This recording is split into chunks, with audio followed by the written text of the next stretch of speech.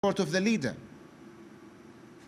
Isn't this enough legitimacy for at least a peaceful process to start? So you say at least, okay, this government has support, has major support. So it is legitimate. Many people want it. So let's move forward from here. Let's say, okay, let's take a step forward and try to achieve a peaceful solution. But the world does not want to hear. I studied on a personal level. I'm going to finish with this. I studied in Britain for almost 15 years. I thought I knew the West, and I thought I was able to reach the heart of Western civilization. I thought I understood what the West was about. I actually stopped using even the term West long time ago because I thought it's too stereotyping and generalizing. I was so happy and glad that I discovered many Wests. And I thought I was part of a new international movement that truly believed in the truth and transparency and going beyond political agendas and reaching out to the other cultures and civilizations. But in this conflict, I saw a different West. I saw the West that I read about in history books, the West of blood and disaster and killing and occupation. The same West that came to this country 100 years ago and killed my grandfathers and my uncles. The same West that had no moral center, no heart, no conscience. The only difference is this new West is living the illusion of morality, living the illusion of conscience. It has this amazing media machine that spins everything and makes the world lives in such an illusion. I have friends in the West, friends, personal friends, who could not pierce through the lies and misinformation and see what is happening in Libya for true. The West needs to restore its morality and its heart. And now it's the time to save the last shred of dignity for the West. What is happening now and what's going to happen is not the power of the rebels. It's the power of NATO, a major force for evil that has no heart, using armed gangs to occupy a whole nation.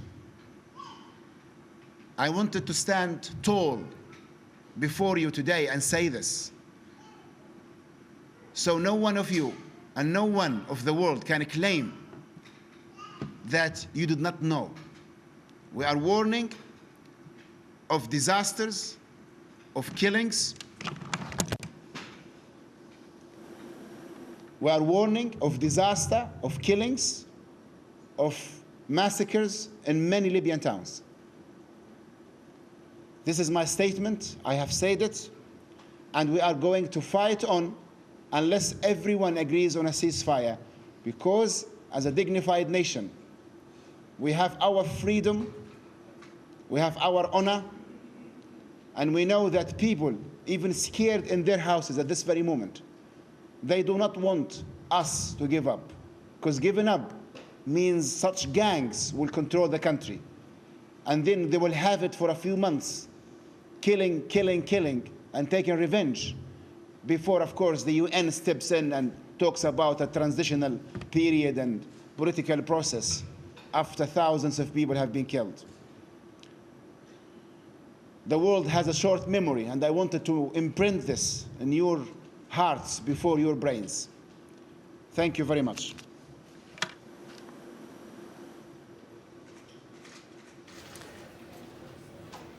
Libya's government spokesman Musa Ibrahim speaking there from Tripoli, calling in the beginning for all parties to sit down and negotiate a peaceful way out of the crisis, but growing increasingly defiant as the speech continued, saying that Tripoli was well protected, that there were thousands upon thousands of professional soldiers defending the city, many other volunteers deriding the rebels as weak and only managing to make the advances they have because they have NATO's support.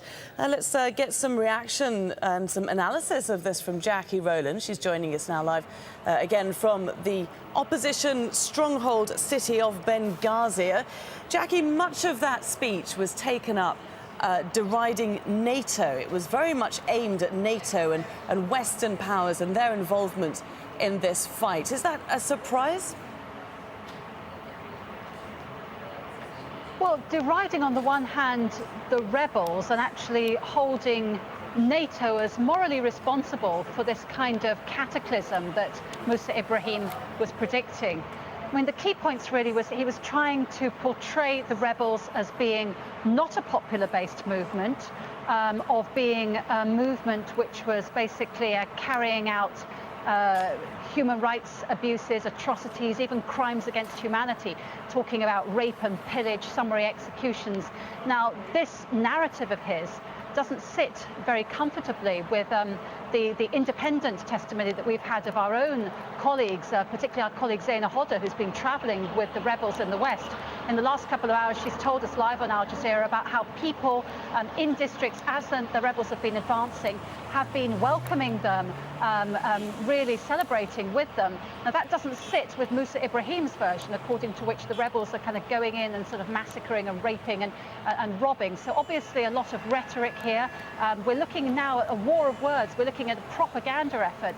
Really, Musa Ibrahim, on behalf of what remains of the Libyan authorities, trying to galvanize people, trying to present the rebels as being barbaric, not popular locally, somehow the stooges or the vassals of this evil empire, as he portrays NATO, and saying that there are thousands of patriotic Libyans within Tripoli, both professional soldiers and also ordinary people who are prepared to defend the city. I mean, really saying that people were going to fight to the last. Yet at the same time, Laura, quite interestingly, mentioning or touching on this idea of a political solution or a ceasefire. I think very much trying to show himself and the position of the Libyan authorities of being the voices of reason when faced with this kind of chaos, death and destruction all around.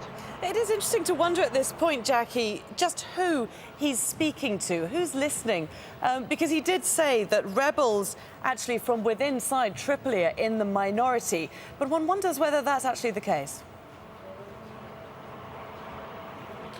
Well, he was speaking in English. His audience was very clearly the international community and the international media. Let's not make any mistake about this at all. You know, the language he chose is English. He spoke in Arabic on Saturday.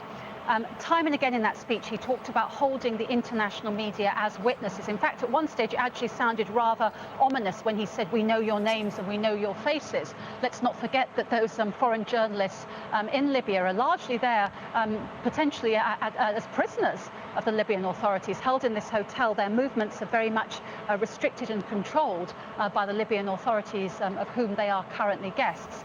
So this was a message to NATO, a message to international public opinion, trying as well, I think, to rally Arab and African public opinion, talking about the African roadmap, claiming that it didn't succeed because it didn't somehow fit into NATO's game plan, skirting around the fact as well that one of the reasons it clearly didn't succeed was the reluctance or refusal of Muammar Gaddafi to really follow it through to its logical conclusion. So this was a speech for international Arab and African public opinion.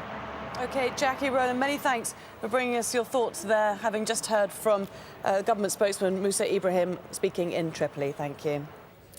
Well, do stay with us here on Al Jazeera. We'll be looking at some of the other day's top stories coming to us in Al Jazeera. Just stay with us after this short break.